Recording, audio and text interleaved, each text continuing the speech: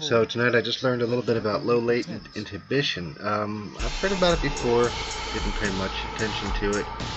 I'm always trying to figure out, why do I think differently, or I think like me. I think it's normal for me.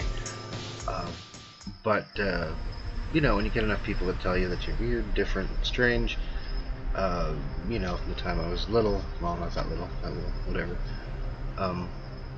You figure, well, maybe they know something I don't.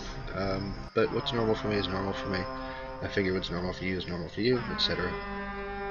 Anyway, and how could you really fully see yourself the way other people see you? You can only see, somewhat, or guess, really, who can read minds. But anyway, try just the same. Try to figure out people's motivations and intentions and stuff like that.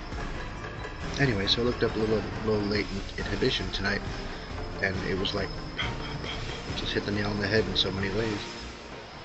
In the past, I thought might have ADHD. I hits the nail on the head in a few ways, especially hyperfocus. That's a big one.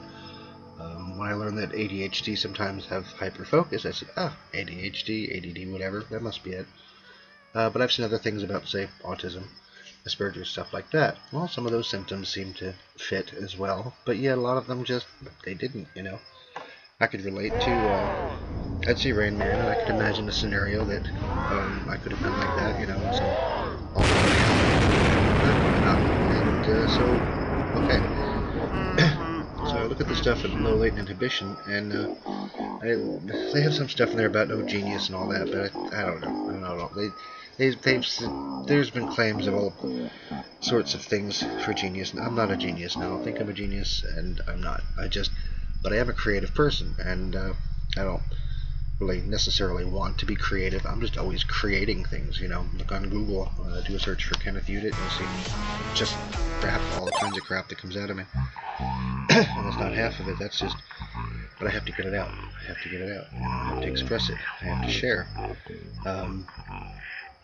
And anyway, it's if I don't, it's horrible to be trapped with, all those thoughts and not get it out of the system.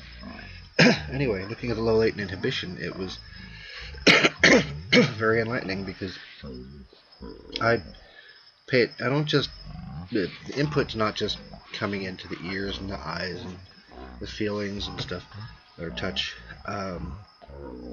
Like every nerve is turned on all of the time, unless I do something to, put it into a maze and put it through different, like sieve, like what is that thing called? You got the thing on the bottom that you filter, like that. I have filters and things that I built up through the years to help protect myself from excess input. But so it's not just that. It's that once it gets in the brain, I start picking it apart, and I start asking why. I ask lots of questions. It could be the smallest thing. Somebody does or says something, it pops something off, and I have to start asking a bunch of why questions until I get to the cause, to the root cause, what I think is the root cause of something, or causes of things. And it's all very logical. For me, it's very logical. I can trace it out. It all makes sense. But to me, and sometimes I can successfully explain it to other people. Sometimes I can't. Depends on the other person, really, on their receptive abilities and my ability to explain properly, which I try to improve whenever I can, because I need to, be understood, and I don't like not being understood. Anyway, I watched a few videos, and one video had a guy that was talking about the experience of sound, and boy, he hit the nail on the head perfectly. You're just in an environment, say you're walking down the street, and you notice behind you, you'll hear like the sound of water dripping. You hear people talking over, there's my hand, over here. You hear bits of what they're saying. You notice the sound of your feet hitting the ground, and there's a bird chirping off in a tree. And you just notice these things, and you notice them all at once, and you could be with somebody and talking with them and having a conversation, but it's ignoring all of that other input is difficult. But the good thing is, it gets all sorted out. While I'm talking to somebody, it's also processing the dripping noise and trying to see, that was behind me, and trying to figure out, was that water hitting metal? Was it from a gutter? And it's not that I want to pay attention or think of those things. They just happen. The brain just does these things in parallel, like zoom, all at once. And I spend most of my time trying to ignore things, but it's you can't ignore them completely. What I can do is attenuate them, turn the volume down a little bit, but only a little. And it takes constant self-reminding about what not to pay attention to, and I've done okay with it. But anyway, so this low latent inhibition thing is. I'm just speaking off the cuff. I don't have any plan, as you can tell.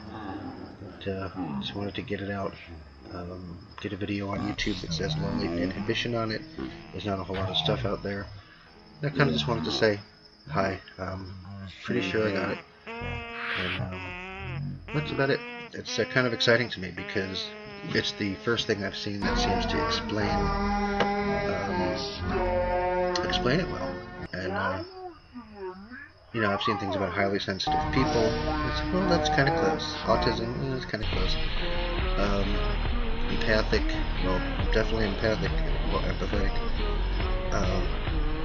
I don't even like when a TV commercial tries to manipulate your emotions with the music and the sounds and the puppy dog with the big eyes that looks abused, and I instantly start to feel bad, and I don't want that, because it's like, then I get mad, and I'm like, you're emotionally manipulating me. I'm not going to have that, because if I allowed it to come in, if I didn't have this skeptical radar or skeptical sorting mechanism in my head with questions after questions in this process that I follow, and I keep improving through the years, just automatically, I guess, then I would find myself drawn in to this commercial, and I would be feeling it, and the music and the sound and the pictures would take me up and down along with it, and that's what they do. That's what they're for. That's the genius of advertising and marketing and movie making and political speeches and things like that. They're designed to move people a certain way, and I don't like that. I like to keep my own thoughts to myself. Thank you very much, and not get overly drawn in. So that's why I'm very skeptical about so many things, and it's not disbelieving, but it's slowing down the input. It's coming in, it has to slow down and process, and that gives me some distance from between myself and what I'm looking at or viewing, or what's coming in to me. And sometimes I can turn that off. Watching a movie is a good time to turn that off, suspend disbelief. And I can really get into a movie. I'm there. I am just going up and down with the characters and everything like that. That's the right time to do it.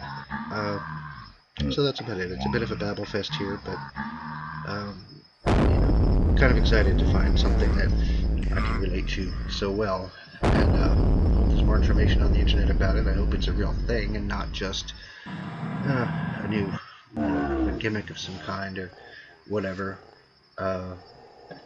But so I have to read more up on it. It may turn out to be a bunch of hocus pocus and not have any real validity, but it sounds good so far. Anyway, that's about it. Bye.